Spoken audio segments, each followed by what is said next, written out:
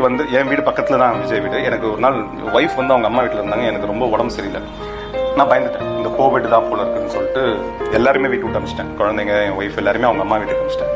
நான் தனியாக இங்கே இருந்தேன். அப்போ ஃபோன் பண்ணி அவன் பேசினான், என்னாச்சு ஜுரமா, என்னாச்சு பிரீத்தி? ஆனால் ஆமாம், பயமாக இருக்குது, கோவிடாக இருக்கும். டெஸ்ட் எடுத்துட்டியா? இல்லை டெஸ்ட் எடுக்கல, நாளைக்கு தான் எடுக்க போகிறேன். சரி, சாப்பாடு? இல்லை தெரில, ஏதாச்சும் பண்ணுவேன், ரைஸ் வைக்க தெரியும் எனக்கு, அவ்வளோதான். ரைஸ் வச்சுப்பேன், சாப்பிடுவேன். சரி சரி ஓகேன்னு வச்சு ஒரு 15 மினிட்ஸில் திரும்பி போனோம். இதோ கீழே தான் இருக்கேன், கீழே வா. என்ன கீழே வந்திருக்கே அப்படின்னு சொல்லிட்டு கீழே போய் பார்த்தேன். நான் சொன்னேன், எனக்கு டவுட்டாக இருக்குது, எனக்கு இருக்குமோன்னு. நான் கேட்டை தாண்டியும் வர மாட்டேன், ரொம்ப தப்பாயிடும், நான் இங்கே நிற்கிறேன் அப்படின்னு. என்ன கண்ணாடி இறக்கிட்டு சாப்பாடு கொண்டு வந்திருக்கேன். நான் எதிர்பார்க்கல சாப்பாடு கொண்டு வந்திருப்பாங்க. எப்படி வந்து வாங்குவேன், எனக்கு வாங்குறது பயமா இருக்குது. நான் கிட்ட வந்து ஏதாச்சும் தேவை, மாஸ்க்கும் நான் போடல. நான் வாட்ச்மேன் மாஸ்க் போட்டிருப்பேன். நான் கிட்ட ஆமாம் போட்டிருக்கேன். அவனும் விஜயும் மாஸ்க் போட்டிருந்தேன். வாட்ச்மேன் வர சொல்லு அப்படின்னு சொல்லிட்டு வாட்ச்மேன் கிட்ட கொடுத்துட்டான் சாப்பாடு. வாட்ச்மேன் அதை எடுத்துட்டு வந்து நான் மேலே பாயின்னு சொல்லிட்டு நான் மேலே வந்துட்டேன்.